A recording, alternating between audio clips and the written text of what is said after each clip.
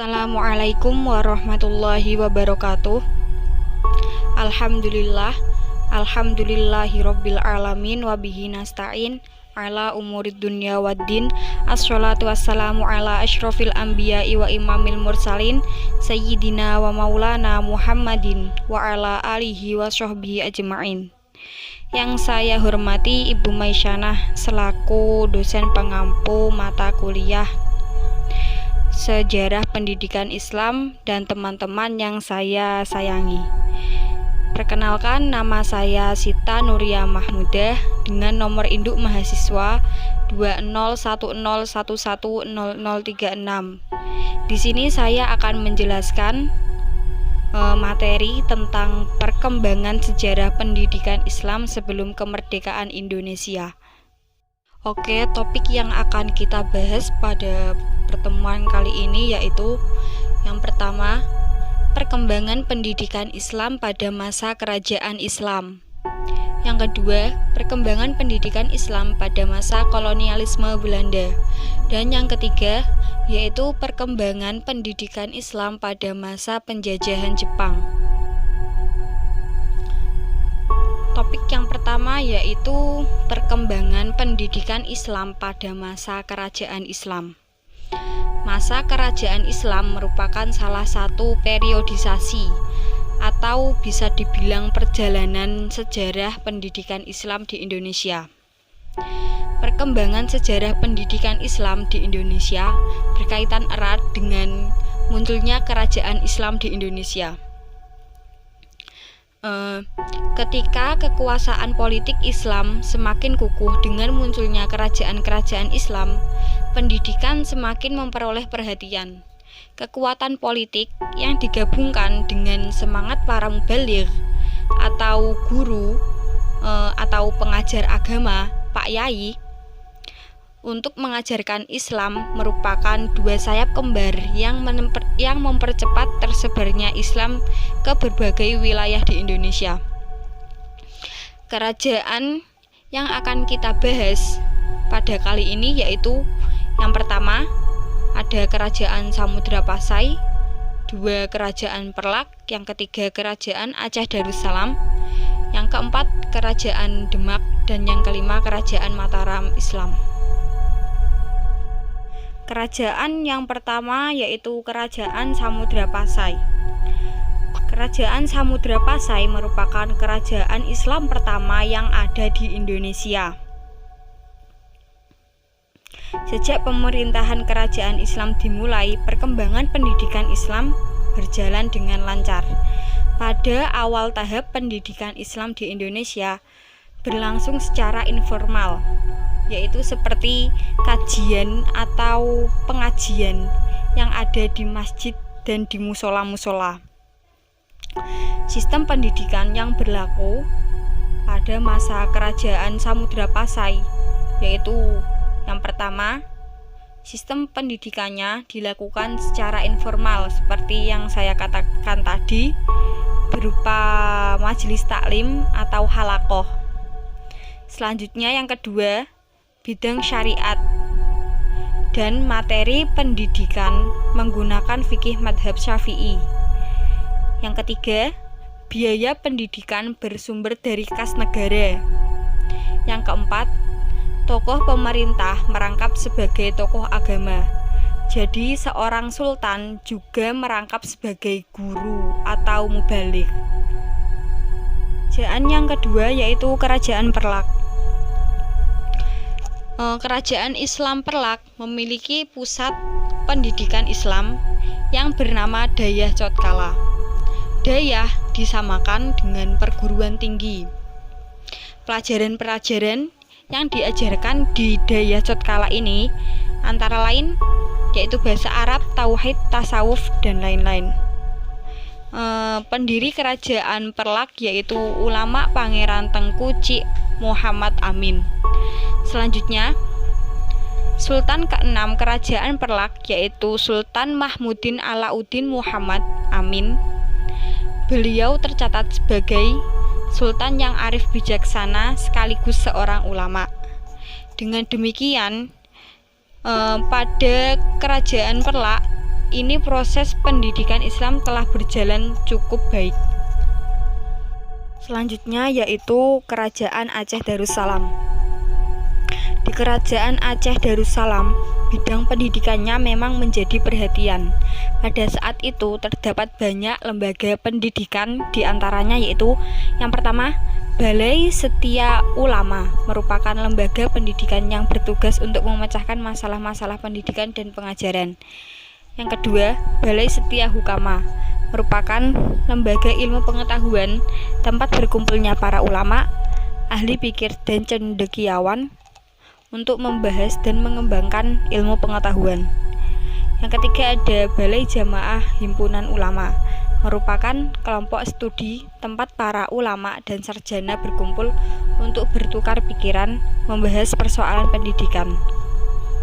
Selanjutnya, pada saat itu Aceh merupakan sumber ilmu pengetahuan dengan sarjana-sarjananya yang terkenal di dalam maupun di luar negeri, sehingga banyak orang asing datang ke Aceh untuk menuntut ilmu.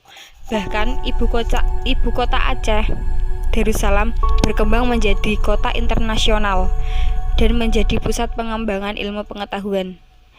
Kerajaan Aceh telah menjalin suatu hubungan persahabatan dengan kerajaan di Timur Tengah, yaitu Kerajaan Turki.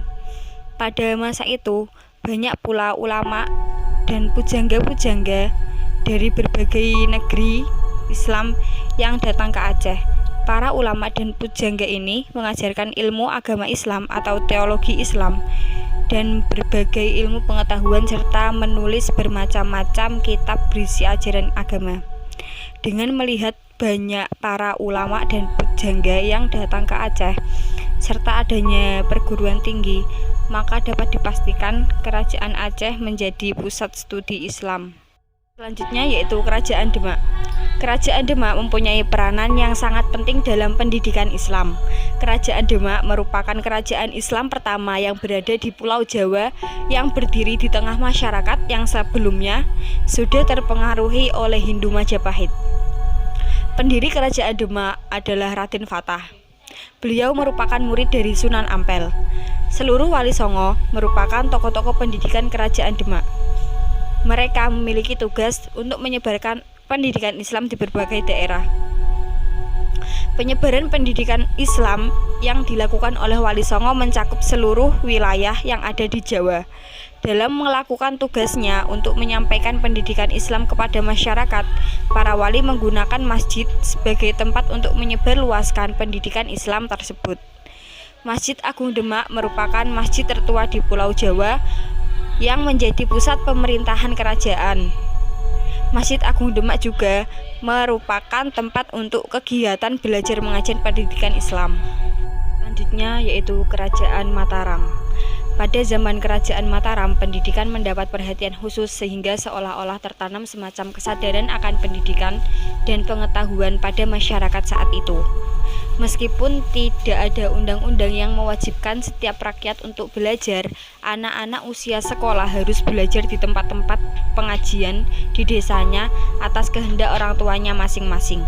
Selain pengajian Al-Quran, ada pula pengajian kitab yang dikhususkan untuk murid-murid yang telah khatam Al-Quran. Guru di pengajian kitab biasanya merupakan murid modin terpandai di desa itu. Bisa juga modin dari desa lain yang memenuhi syarat, baik dari kepandaian maupun budi pekertinya. Guru-guru tersebut diberi gelar Kiai Anom. Waktu belajar pagi, siang, dan malam hari. Kitab-kitab yang diajarkan ditulis dalam bahasa Arab lalu diterjemahkan ke dalam bahasa daerah. Selanjutnya yaitu perkembangan pendidikan Islam pada masa kolonialisme Belanda. Yang pertama, pengaruh pendidikan Belanda terhadap pendidikan Indonesia. Pengaruh kolonialisme Belanda terhadap pendidikan Islam di Indonesia yaitu ditunjukkan dengan adanya perpecahan dunia.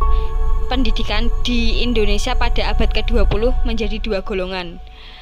Menurut Wirjo Soekarto yang dikutip oleh Muhaimin, pada periode tersebut terdapat dua corak pendidikan, yaitu yang pertama, corak lama yang berpusat pada pondok pesantren, dan Corak Baru yang berpusat pada perguruan sekolah-sekolah yang didirikan oleh pemerintah Belanda. Yang kedua yaitu bentuk lembaga pendidikan Islam pada zaman Belanda. Pada tahun 1832, pemerintah Belanda membentuk suatu badan khusus yang bertugas mengawasi kehidupan beragama dan pendidikan Islam yang disebut Presteraden. Adapun madrasah-madrasah yang didirikan pada masa Belanda menurut Samsul Nizar antara lain sebagai berikut. Yang pertama, Madrasah Adabiyah School. Yang kedua, Madrasah Diniyah School. Yang ketiga, Madrasah Muhammadiyah. Dan yang keempat, Sumatera Tawalib. Selanjutnya yaitu perkembangan pendidikan Islam pada masa penjajahan Jepang. Meskipun tujuan pendidikan pada zaman Jepang banyak berubah, di mana tujuan utamanya hanyalah untuk memenangkan peperangan, tetapi ada beberapa hal yang perlu dicatat pada zaman Jepang ini, yaitu terjadinya perubahan yang cukup mendasar di bidang pendidikan dan sangat berarti bagi bangsa Indonesia, terutama umat Islam. Untuk mendekati umat Islam, mereka menempuh beberapa kebijakan. Di antaranya ialah A. Pondok pesantren yang seringkali mendapat kunjungan dan bantuan dari pembesar-pembesar Jepang. B. Sekolah negeri diberi pelajaran budi pekerti yang isinya identik dengan ajaran agama. C. Pemerintah Jepang mengizinkan berdirinya sekolah-sekolah tinggi Islam yang diasuh oleh tokoh-tokoh nasional seperti Kiai Haji Wahid Hasyim, Kiai Haji Kahar Muzakar, dan Muhammad Hatta. D. Mengubah kantor Voor Islamistische Zaken pada masa Belanda menjadi Sumubu yang dipimpin oleh Kiai Haji Hasyim Asy'ari. E. Mengizinkan dibentuknya pelatihan dasar seni kemiliteran bagi pemuda Islam yang diberi nama Hizbullah yang dipimpin oleh Kiai Haji Zainal Arifin. F. Mengizinkan dibentuknya Barisan Pembela Tanah Air atau PETA yang belakangan menjadi cikal bakal TNI di zaman kemerdekaan. G. Diizinkannya Majelis Islam A'la Indonesia atau MIAI terus beroperasi, sekalipun kemudian dibubarkan dan diganti oleh Majelis Syuro Muslimin Indonesia atau Masyumi yang menyertakan dua ormas besar yaitu Muhammadiyah dan Nahdlatul Ulama.